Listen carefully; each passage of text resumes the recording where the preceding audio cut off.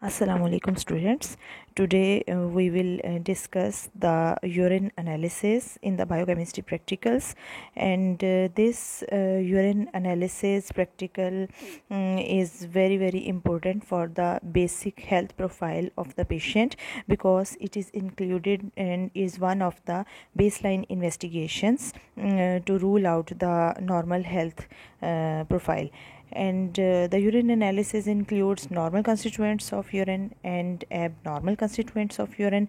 And the normal constituents of urine are usually found in the routine urine examination, and each and every lab has its own layouts about the normal appearance on the microscopic appearance of the urine, as well as on the biochemical nature. So the normal constituents of urine include some of the crystals and some of the important byproducts of proteins, and whatever is present in our basic diet, such as the byproduct of in the form of creatinine and calcium and phosphate crystals and chloride. We will detect these normal constituents by the lab methods. First of all, the tests of chloride are included in this practical. For this test, take 3 ml of urine in a test tube and add few drops of nitric acid. Then add silver nitrate drop by drop. The formation of white precipitates indicate a positive test for chloride.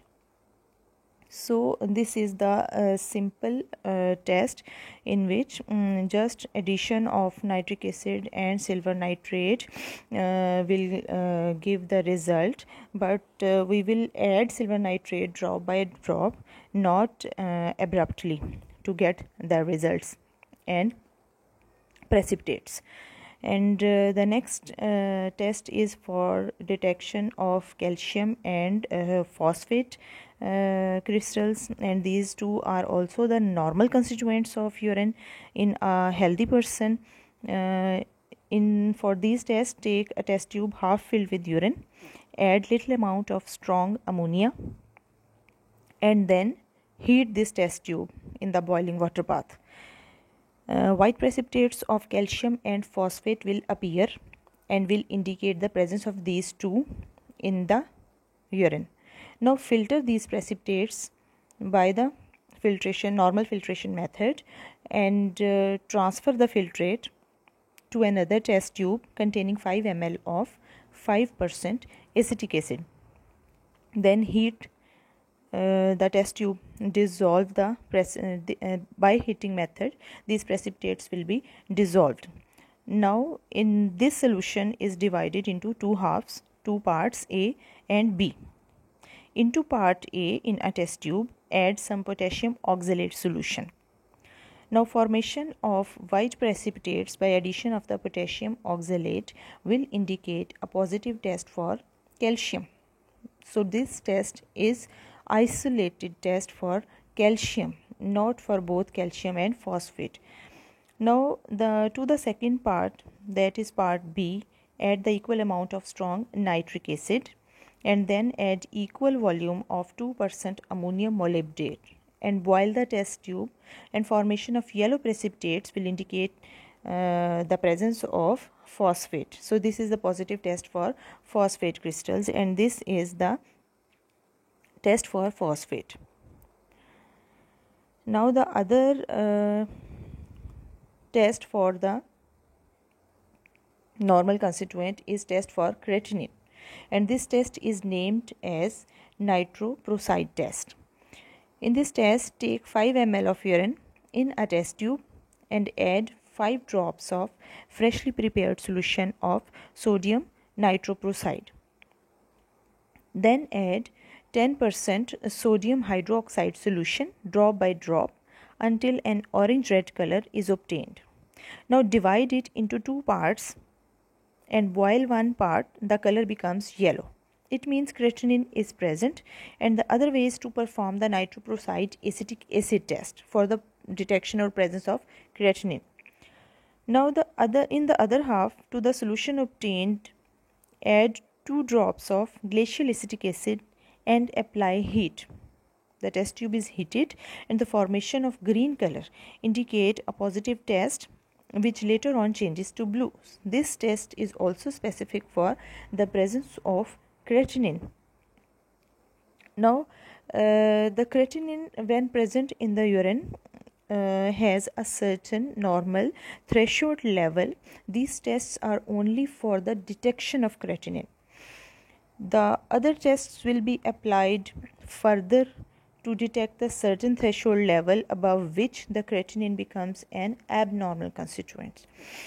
Now these tables and columns are for the white page of the practical notebook, in which the headings of experiment, observation and inference will be given, and the tests for chloride will be written in the first column in the form of basic ingredients of urine, 3 ml of urine, few drops of nitric acid and silver nitrate, and presence of white precipitate